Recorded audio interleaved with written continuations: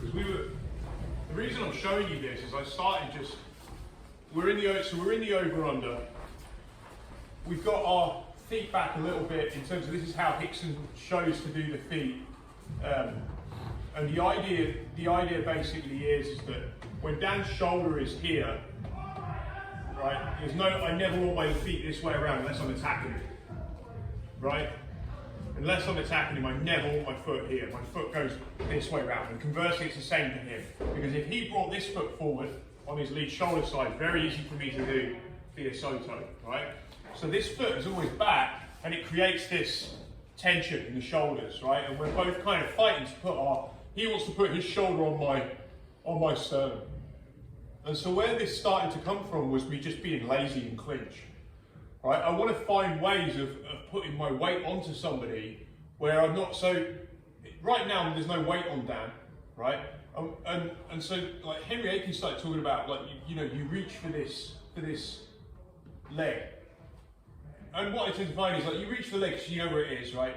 And so you start sparring this, and the guy starts really stepping his leg back, and it opens up other takedowns and whatever, right? Now I need a different type of takedown. I'm not going to be able to grab his leg, but he gives me a different opportunity.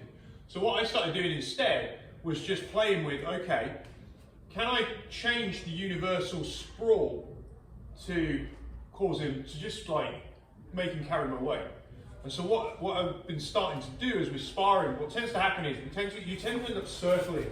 When you do this, everyone ends up circling this way, right? There'll be count times to it, but 9 times out of 10, most people end up, because I'm trying to grab his leg and he's trying to get mine, right? And we could get into the thing of like, why am I not going for this leg?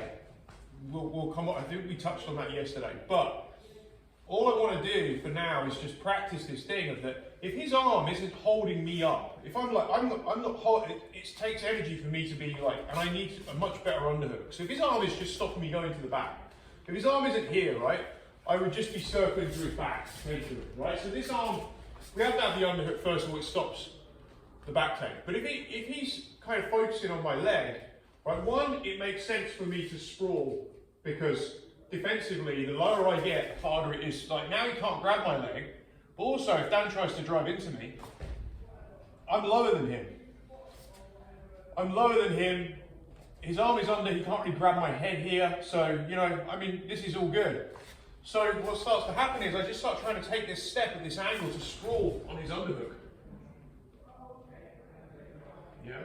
And now I can start, what I'm finding is, I can start to reach this at this angle. It takes him at a weird angle, and now I can drive off of it here. So I'm finding that the universal sprawl is finding a kind of invisible angle. And all I'm really doing is just working on getting as close as I can, really to his hip. I'm trying to catch all my weight on his arm. Better or worse for you, Dan? Worse. He's carrying all my weight. I mean, he can try and take his arm out there. Well, that's great for me, that's even better. But he won't, he'll leave it in. And now I'm in this great position to begin just driving him sideways and picking his leg up. And it's really effortless. And all I really do, I lose nothing by doing this because it feels like nothing's happened to me so far doing this because I just drop all my weight on him. He has to carry my weight. So it's like side control. He can either keep carrying me on this weight, he can stay up or he can come down. And he's moving to me. And if you look at where my leg is now, I'm in the perfect position to drive this way across his foot line. He's very strong. If you look at where his feet are strong, his body's strong in the lines of his feet. And we're getting to this skinny X. So I'm just here, and I'm just working on that, what we're doing on the ball. Just getting nice and close into him and just dropping at this angle. Universal sprawl. Oh look, there's the leg. And then off of this, I just drive. There's a lot of this has come from Henry, one more time. A lot of this has come from Henry, but there's definitely like a big thing with Frank of just turning this. That's my move. Yeah, now I can just start spinning him until he drops. I mean, no hurry to take him down. He's stuck, yeah? Obviously drive and do whatever, but let's just warm up with that, just working on putting our sprawl on the underhook. Let's give it a go.